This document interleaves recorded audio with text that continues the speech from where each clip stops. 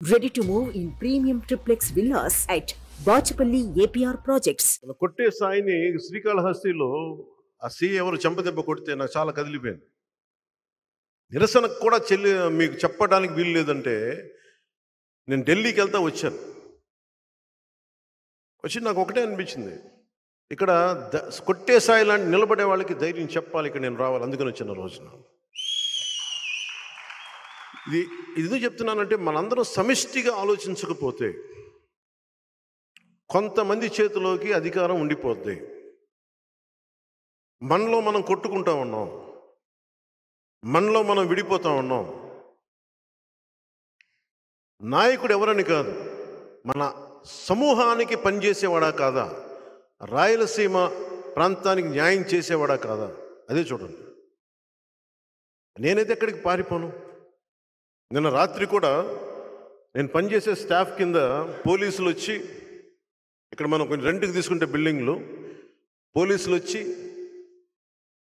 మన దగ్గర పనిచేసే స్టాఫ్ని భయపెట్టే స్థాయికి వెళ్ళిపోతా ఉన్నారు. జగన్ ప్రభుత్వానికి ఒకటే చెప్తున్నాను, జగన్ ఇది 2009 కాదు, జగన్ ఇది 2024 మర్చిపోయి. మీకు చెప్తున్నాను, ముఖ్యంగా మీరందరూ రాయలసీమ ప్రాంతం నుంచి వచ్చారు కాబట్టి చెప్తున్నా, నేను ప్రాణాలకు తెగించే వచ్చాను రాజకీయాల్లోకి. నేను భయపడ్డా. నేను రౌడీజంకి, గుండాలకి, దాష్టీకాలు చేసే వాళ్ళకి నేను భయపడే వ్యక్తిని కాదు. కాకపోతే మూర్ఖంగా వెళ్ళిపోయి, ఏ వ్యూహం లేకుండా వెళ్ళిపోయి ప్రాణాలు అర్పించుకున్న అజ్ఞానిని కూడా కాదు.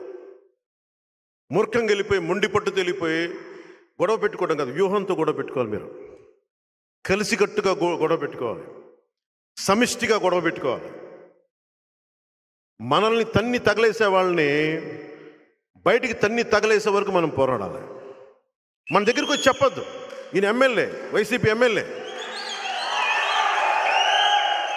నిజంగా వైసీపీ ప్రజాస్వామ్యబద్ధమైన పార్టీ అయితే, పార్టీ కోసం నిలబడ్డ వ్యక్తి, నువ్వు ఎంత ఎమ్మెల్యేవు, ఆ కర్నూలు చెందిన ఎమ్మెల్యేను ఎమ్మెల్సీ ఆయన కూడా చెప్తా ఉన్నారు, నీకు పూర్తిగా నువ్వు ఎమ్మెల్యే అవ్వు, నీకు బ్లూ లైట్ కార్ ఇస్తాం, నీకు గన్మెన్ ఇస్తాం, కొన్ని సంతకాలు పెట్టడానికి అవకాశం ఇస్తామేమో, కానీ ప్రాక్సీ ఎమ్మెల్యే మావాడే ఉంటాడు, వాళ్ళ గుంపే ఉంటుంది. ఇంతకాడికి అధికారం ఎందుకు, ఎమ్మెల్యే దేనికి?